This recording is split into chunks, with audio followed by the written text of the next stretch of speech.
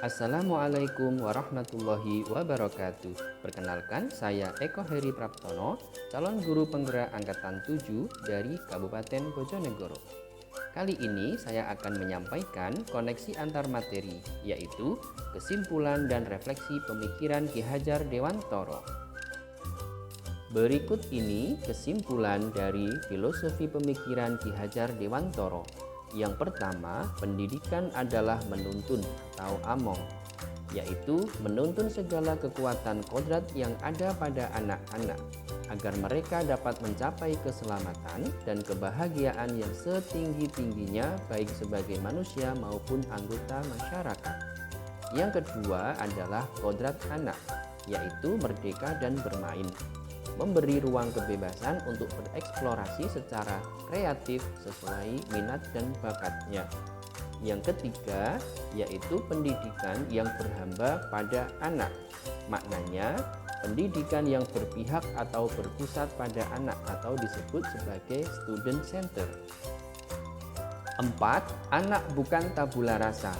Artinya anak bukan kertas kosong yang bisa digambar sesuai keinginan orang dewasa.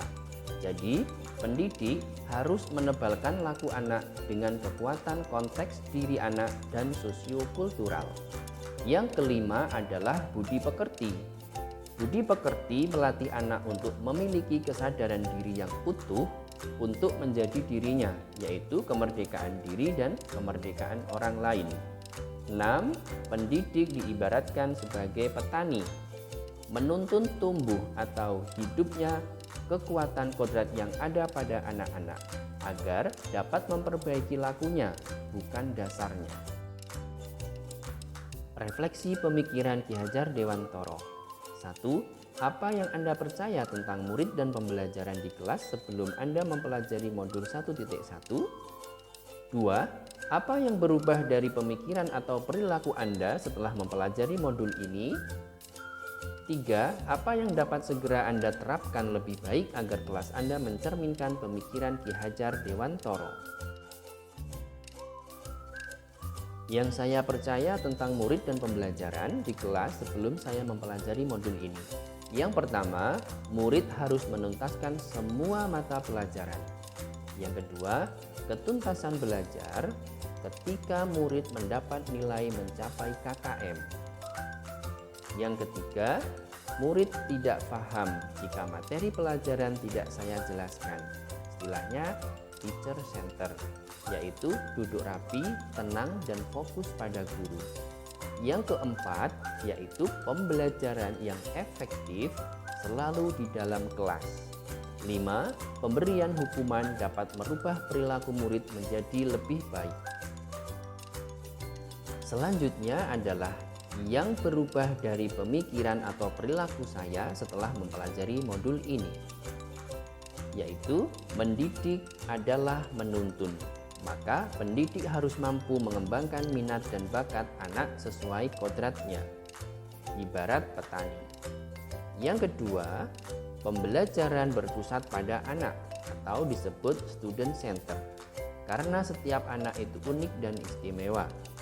3. Pendidik sebagai pamong atau among, yaitu memposisikan diri sebagai orang tua kandung murid, ibarat keluarga.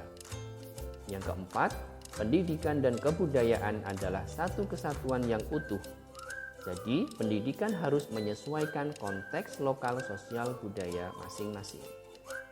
Yang kelima, kodrat anak adalah merdeka dan bermain, sehingga pembelajaran harus menyenangkan dan memerdekakan anak. Berikutnya, yang dapat segera saya terapkan lebih baik agar kelas saya mencerminkan pemikiran Ki Hajar Dewantoro. Yang pertama, memposisikan diri sebagai orang tua murid dan murid sebagai anak kandung, sehingga terjalin hubungan yang semakin dekat dan terbuka. Yang kedua, mengkolaborasikan permainan ke dalam kegiatan pembelajaran agar tercipta pembelajaran yang aktif dan menyenangkan. Yang ketiga, menerapkan pembelajaran berdiferensiasi sesuai dengan karakteristik dan potensi setiap anak. Yang keempat, menempatkan diri sebagai fasilitator yang menuntun anak agar ia mampu mencapai tujuan pembelajaran yang diharapkan. 5. Yaitu menerapkan pembelajaran yang berbasis teknologi kepada murid, yaitu melatih kecakapan abad 21. Yang keenam, menerapkan pembelajaran proyek penguatan profil pelajar Pancasila. Yang ketujuh, ingin mengimplementasikan semboyan ing ngarsa sung tulodo, ing madya mangun karso, dan tutwuri handayani. Demikian kesimpulan dan refleksi pemikiran Ki Hajar Dewantoro yang dapat saya sampaikan. Semoga bermanfaat dan terima kasih. Wassalamualaikum warahmatullahi wabarakatuh.